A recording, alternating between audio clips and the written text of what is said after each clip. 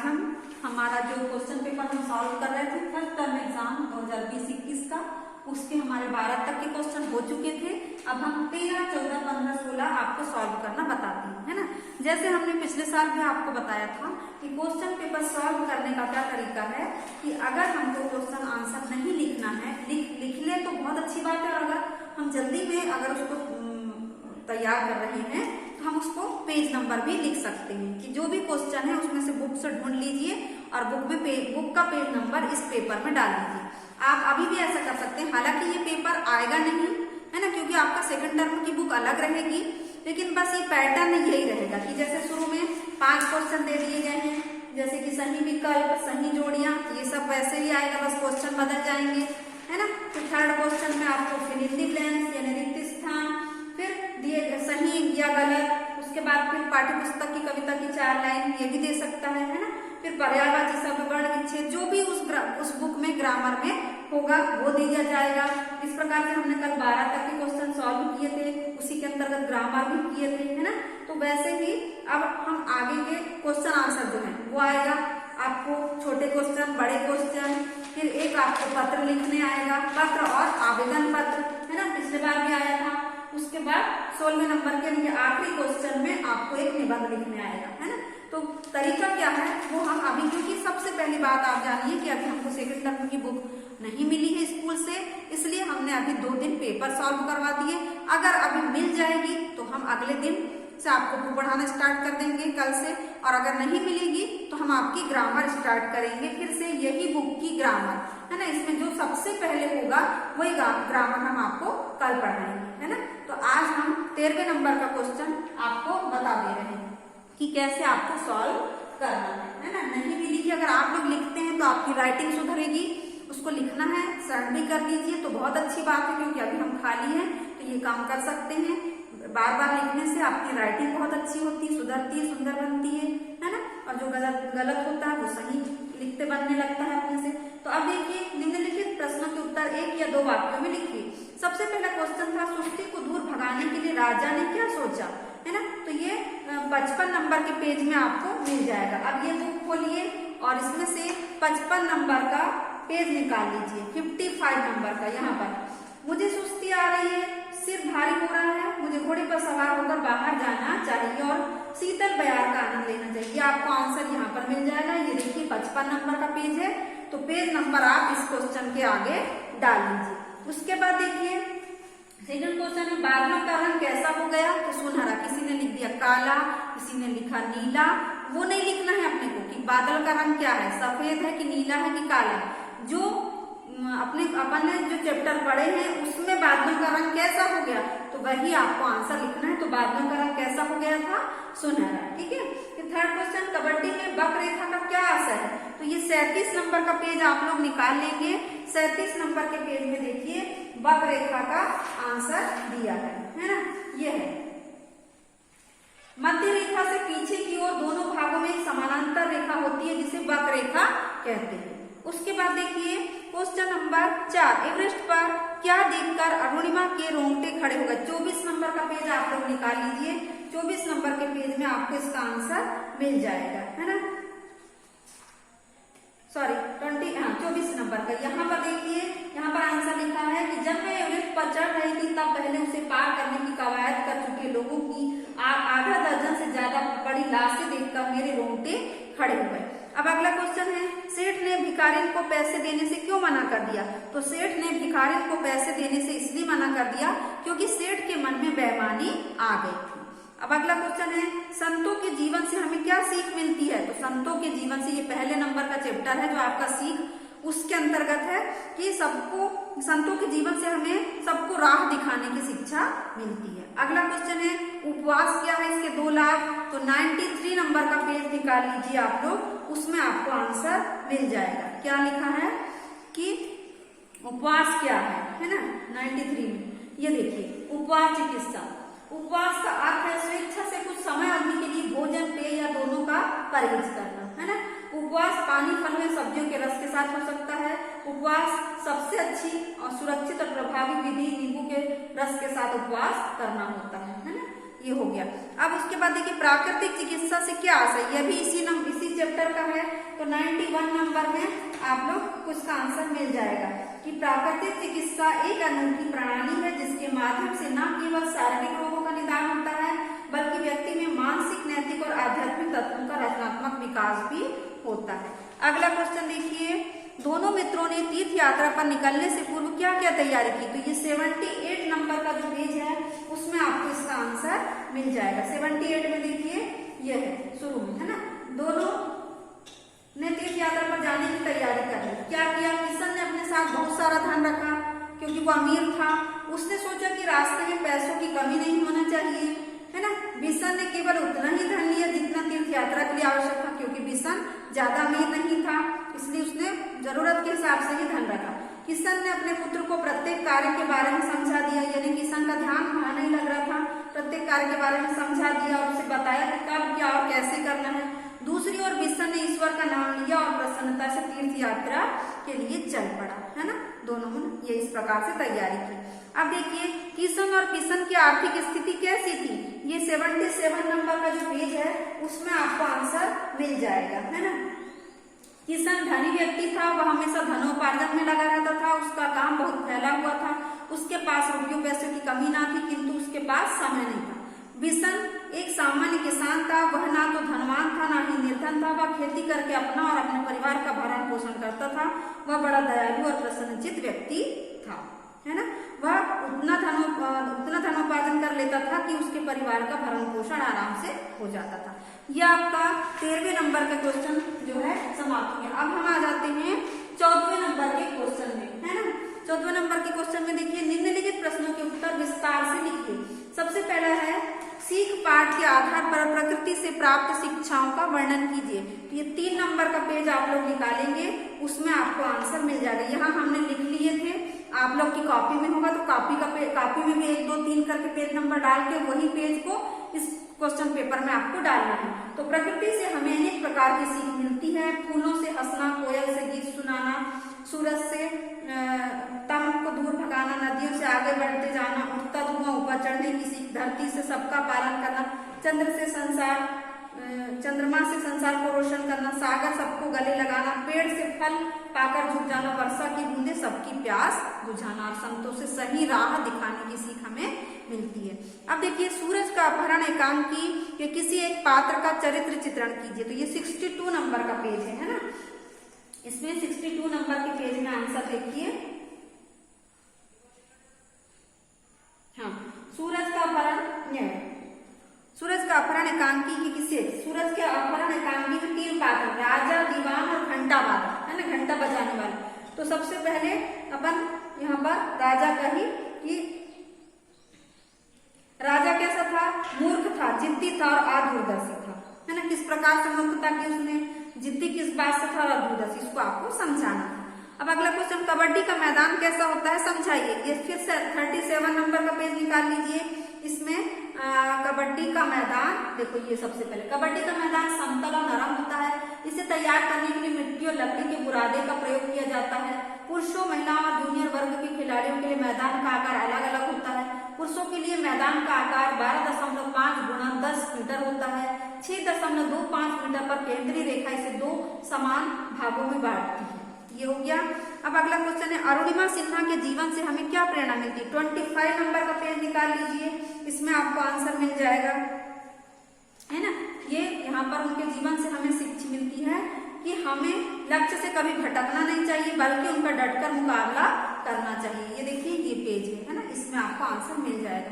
अब उसके बाद देखिए सेठ बनारसी दास जी की कोई 3 चारित्रिक विशेषताएं। ये 37 नंबर का पेज निकालिए, आपको उसमें आंसर मिल जाएगा।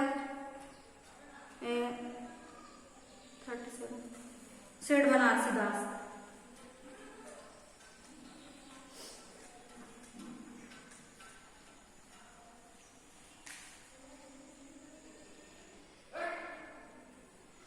नंबर का पेज है ये, है ना। 11 नंबर का, ये गलती से हमने बता दिए थे, है ना। हाँ, 37 हम आपको अपने पास कॉपी में लिखे थे, उसमें से बताते हैं आपको आंसर इसका। इसमें देखिए सेठ बनारसी दास, है ना, एक तरफ वे काशी के बहुत प्रसिद्ध व्यक्ति थे, बच्चा बच्चा उनकी कोठी से परिचित था। वे बहुत बड़े देशभक्त और धर्मात्मा थे। धर्म में उनकी बहुत रुचि थी। दिन के 12 बजे तक सेठ स्नान ध्यान में संलग्न रहते थे। वे लोगों का पैसा जमा करते और जरूरत पड़ने पर उनको वापस करते थे। वहीं ये उनका चरित्र चित्रण है। अब देखिए अगला, मालिश का प्राकृतिक चिकित्सा में क्या महत्व है। तो ये 94 नंबर का पेज आप लोग निकालेंगे। 94 नंबर के पेज में देखिए, मालिश निष्क्रिय व्यायाम का ही एक रूप है। यह एक प्राकृतिक चिकित्सा का अंग है। शरीर पर की जाने वाली मालिश बहुत लाभकारी होती है। तो ये आपके पूरे 14वें नंबर के क्वेश्चन के पूरे क्वेश्चन हो गए। अब हम आ जाते हैं 15वें नंबर के क्वेश्चन में, है ना। तो 15वें नंबर के क्वेश्चन में आपको दिया था 3 दिन की छुट्टी के लिए अपने प्रधान अध्यापक को पत्र लिखिए, और सेकंड था अपने मित्र को उसके जन्मदिन पर बधाई पत्र लिखिए। तो हमने आपको 6th क्लास में भी ये लिखना बता दिया था, लेकिन हम फिर से आपको एक बार बता देते हैं, है ना। सबसे पहले देखिए यहाँ पर अपन डालेंगे प्रश्न नंबर 15, है ना। यहाँ पर लिखेंगे 3 दिन की छुट्टी के लिए आवेदन पत्र, ठीक है, ये पूर्ण विराम। उसके बाद यहाँ लिखेंगे अपन सेवा में मार्जिन लाइन के पास, है ना, कॉमा लगाएंगे। श्रीमान प्रधानाध्यापक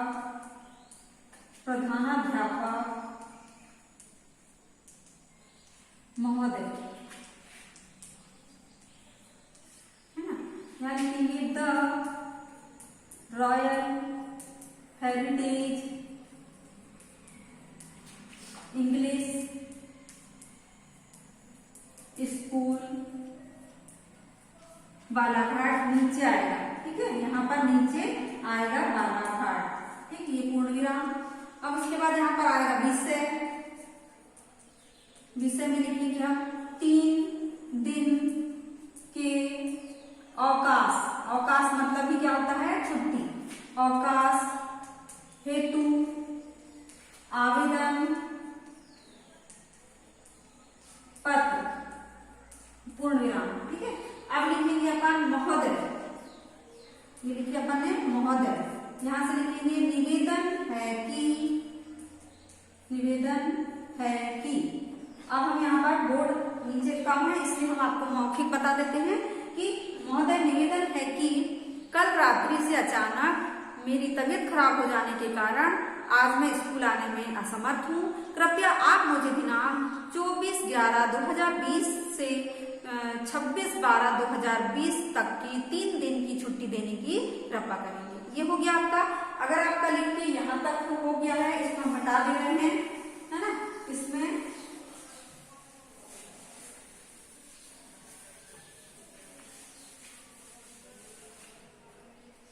ये मान लो आपका यहाँ तक देने की कृपा करें, है ना। यहाँ पर कृपा करें आ गया, ये पूर्ण विराम लगा दिए। अब यहाँ पर अपन लिखेंगे धन्यवाद, है ना। यहाँ पर अपन लिखे धन्यवाद, या फिर थोड़ा सा आगे लिख देंगे अपन, यहाँ पर लिखे धन्यवाद। इसको लिखेंगे अपन सिंगल इन्वर्टेड कॉमा। अब यहाँ लिखेंगे आपका आज्ञाकारी शिष्य शिष्या, है ना। लड़के हैं तो शिष्य लिखेंगे और लड़की है तो शिष्या लिखेंगे। अब यहाँ पर नाम नहीं लिखेंगे, है ना। कभी भी क्वेश्चन पेपर में नाम नहीं लिखा जाता, यहाँ पर हम लिखेंगे रोल नंबर, ठीक है। रोल नंबर यहाँ पर मान के चलो आपका 702 है। उसके बाद यहाँ पर कक्षा लिखेंगे, कक्षा कौन सी क्लास की हो आप, 7th क्लास की, अपन ने लिख दिए 7। अब यहाँ पर देखिए इस तरफ आपका क्या आ जाएगा, दिनांक, है ना। तो दिनांक आज की डालेंगे 24/11/2020, ये हो गया दिनांक। ये इस प्रकार से आपको पूरा पत्र लिखना है। पत्र कभी भी नए पेज में लिखा जाएगा, अगर थोड़ा सी जगह बची तो उसको छोड़ दीजिए, पीटीओ कर दिए, पेज पलटिए करके, और फिर नए लेटर और एप्लीकेशन जो होती है, क्या नाम से पत्र जो होता है, और पत्र आवेदन पत्र और जो निबंध होता है, वो कभी भी नए पेज से हमको लिखना चाहिए। तो ये आपका 15वें नंबर का 15वें नंबर का क्वेश्चन पेपर हो गया। पत्र कैसे लिखा जाता है। अब इसमें देखिए बधाई पत्र लिखते हैं अपन, है ना, किसको, मित्र को बधाई पत्र। अब अगर पत्र लिखते हैं हम तो सबसे पहले यहाँ पर एड्रेस डालते हैं। हमने डाल दिए यहाँ पर वार्ड नंबर अपने सीधे हाथ तरफ, अपनी कॉपी अगर ऐसी रखी तो सीधे हाथ तरफ राइट हैंड तरफ आपको एड्रेस डालना है, पता। वार्ड नंबर 11 मान के चलो अपन ने लिखे बैयर रोड, है ना। उसके बाद लिखे यहाँ पर बालाघाट, है ना, बैयर रोड बालाघाट, ये अपन ने पूर्णविराम लगा दी। उसके बाद यहाँ पर लिखेंगे अपन दिनांक, दिनांक में अपन डालेंगे यहाँ पर आज की 24/11/2020, ठीक है। अब यहाँ से लिखना, अब इसमें विषय नहीं रहेगा, है ना, विषय रहता था उसमें आवेदन पत्र में, लेकिन इसमें विषय नहीं क्योंकि ये क्या है, पत्र है। तो यहाँ पर प्रिय मित्र, प्रिय मित्र यहाँ पर अपन ने लिखे राकेश, प्रिय मित्र राकेश करके यहाँ पर हमने लगाया कॉमा, सप्रेम नमस्ते, सप्रेम नमस्ते, ये हो गया पूर्णविराम लगा के। यहाँ अब यहाँ पर लिखेंगे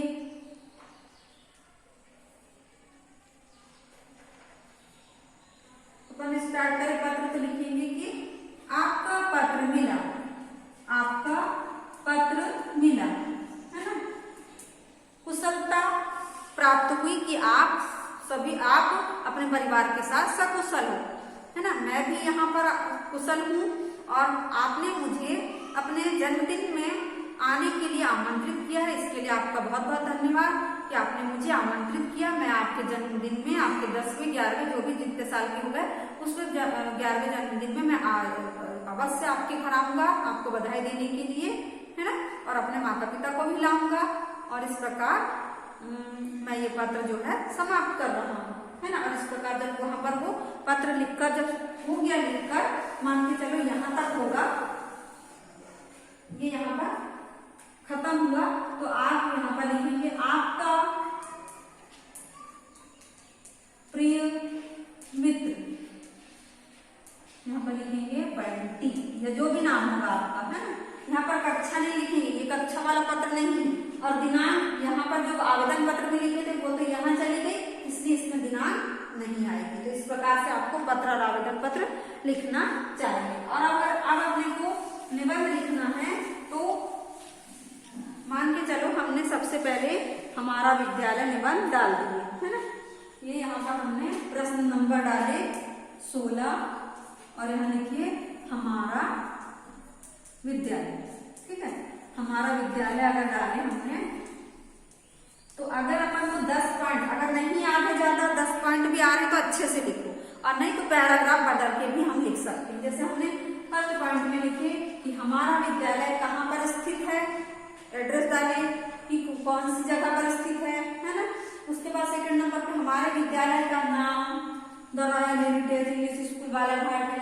फिर हमारे विद्यालय के प्राचार्य का नाम ये है ना। फिर हमारे विद्यालय में इतने टीचर हैं।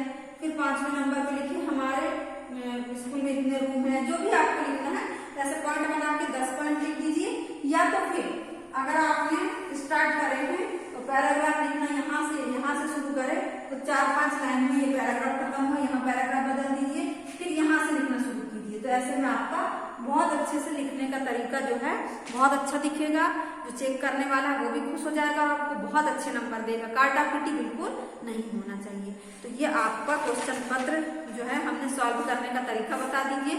सेकंड टर्म में भी इसी तरह से एग्जाम मतलब क्वेश्चन पेपर आएगा, बस क्वेश्चन बदल जाएंगे। तो आपको इसी तरह से तैयारी करना है। अगले पेपर के लिए आपको बेस्ट ऑफ लक अभी से दे रहे हैं और आज की कक्षा हम यही समाप्त कर रहे हैं। अगर ऐसा क्वेश्चन पेपर सॉल्व करते बनता है तो आप भी सॉल्व कीजिए और हमें सेंड कीजिए। धन्यवाद बच्चों।